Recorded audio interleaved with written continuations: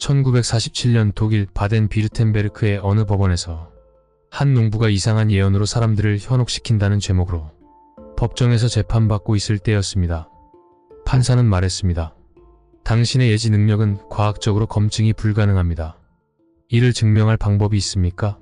그러자 그 농부는 판사의 부인이 집에서 빨간 옷을 입고 다른 남자와 만나고 있다고 말했죠. 판사는 그 말을 믿지 않으려 했지만 아침에 빨간 옷을 입고 있던 아내가 떠올랐습니다. 혹시나 하는 마음에 집으로 사람을 보내 확인한 결과 그의 주장은 사실로 밝혀졌고 그의 예지력이 인정되어 무죄를 선고받게 되죠. 이 유명한 일화의 주인공은 바로 독일의 예언가 알로이스 이를마이어입니다. 독일 바이에른주 농촌 마을에서 태어난 알로이스는 원래는 평범한 농부였습니다. 1914년 제1차 세계대전이 발발하자 그는 나라에 징집되어 군인으로 참전하게 되죠.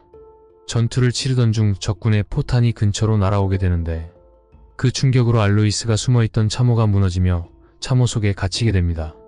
그렇게 3일간 아무것도 먹지 못한 채 생사의 갈림길 앞에 선 그는 기이한 경험을 하게 되죠.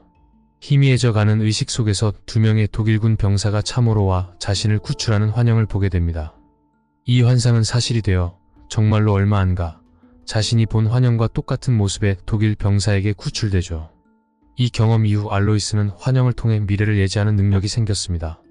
그렇게 미래를 보는 능력이 점점 강해진 그는 이후 제2차 세계대전이 발발했을 때 연합군의 공습 지점을 정확하게 적중시켜 많은 사람들을 구했고 적들의 위치를 맞추고 실종자의 위치를 알려주는 등 많은 예언을 적중시켰습니다. 그렇게 알로이스는 예언으로 명성이 나날이 높아져 1959년에 사망할 때까지 독일의 노스트라다무스라고 불리며 존경을 받았습니다. 하지만 시간이 지남에 따라 알로이스를 기억하는 사람들은 사라져갔죠. 그런데 알로이스 이를마이어의 예언은 그가 사망한 지 63년이 지난 2022년 다시 주목받기 시작했습니다. 그는 1947년 중요한 사건들에 대해 여러 가지를 예언했는데 그중 제3차 세계대전에 대한 예언이 충격적입니다. 알로이스는 우선 제3차 세계대전이 발발하기 전에 몇 가지 전조 증상이 나타날 것이라고 했습니다. 첫 번째로 독일에 수많은 난민들이 밀려 들어올 것이라고 했죠. 실제로 2015년 내전으로 독일에 90만 명 이상의 난민이 유입되었습니다.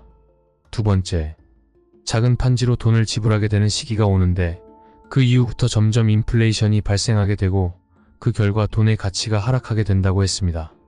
알로이스가 말한 작은 판지는 현재 현금보다 더 많이 사용하고 있는 카드를 의미하는 것으로 대부분의 사람들이 종이로 된 현금 대신 카드로 지불하는 것을 1947년에 정확하게 예언해 많은 사람들에게 놀라움을 주었죠. 또한 알로이스는 미래에 전 세계적으로 매우 큰 인플레이션이 발생해서 전 세계 사람들이 심각한 경제 위기로 인해 고통을 겪게 될 것이라고 예언했습니다. 현재 진행되는 그 전쟁으로 인해 에너지 및 원자재 가격과 곡물 가격이 급등하면서 그가 예언한 대로 심각한 인플레이션에 시달리고 있는 상황이죠. 또 알로이스는 제3차 세계대전이 발생하는 이유를 예언했는데 전쟁의 첫 단추는 모든 것이 평화로울 때 어느 나라에서 전쟁이 갑자기 발생하고 대규모 해군들이 지중해에서 서로 대치하며 긴장감이 고조된다고 했죠. 이 전쟁 중 알로이스는 가장 큰 권력을 가진 한 사람이 공격당해 쓰러지는데 그 후 두 사람이 세 번째 서열의 권력자 또한 공격한다고 했습니다. 이 두 사람은 다른 나라에 의해 고용되었다고 하죠. 그 후 세 번째 죽음으로 세계적인 전쟁이 시작되게 된다고 예언했습니다. 알로이스는 그 전쟁이 발칸 반도에서 일어날 것이지만 정확한 위치는 알 수 없다고 했죠. 전쟁은 동틀 무렵인 새벽에 시작되어 빠르게 확전된다고 했습니다. 알로이스는 이 전쟁에 대해 자세한 상황까지 예언했는데 비행기들이 하늘을 가득 메우고 주황색의 먼지가 비처럼 내리친다고 했죠. 일각에서는 화학 무기에서 발생하는 색상인 주황색을 알로이스가 주황색 먼지로 예시를 든 것이라고 했습니다. 또 유럽의 라인강에서 모든 것을 삼키는 반달 모양과 함께 황폐해질 것이라고도 예언했는데 이것은 핵폭발이 발생했을 때 생기는 버섯구름을 반달 모양으로 비유한 것이라고 볼 수 있죠. 앞서 언급한 제3차 세계대전의 발생 이유와 핵의 사용 가능성 등 그의 예언들은 가히 충격적인데요. 특히 유럽이 공격당해 전쟁이 시작될 것을 예상한 그의 예언은 현재 진행 중인 전쟁과 소름돋게 일치하여 신빙성을 높여가고 있습니다. 그리고 그는 여러 나라가 참전하며 제3차 세계대전으로 확대된다고 했습니다. 큰 국가가 큰 바다를 건너서 보복하러 오는데 노란 용이 알래스카와 캐나다로 동시에 진격한다고 했죠. 큰 나라의 주요 도시들이 폭발로 인해 파괴되며 아시아인들이 큰 나라의 서부 해안으로 폭풍과 같은 속도로 진격한다고 했습니다.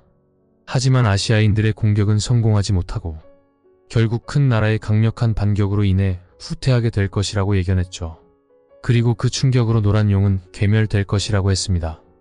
여기서 노란 용은 아시아 국가 중 하나를 말하는 것으로 생각되는데 중국은 전통적으로 용을 상징하며 노란색은 황제를 상징합니다.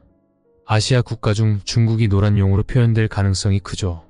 또 그는 제3차 세계대전에서 유럽의 여러 도시들이 파괴되고 수많은 사람들이 목숨을 잃게 될 것이라고 예언했습니다. 그리고 전쟁이 막바지로 다다랐을 무렵 어떤 사람이 동쪽에서 비행기를 타고 날아와 바다에 어떤 것을 던졌는데 이상한 일이 일어났다고 했습니다.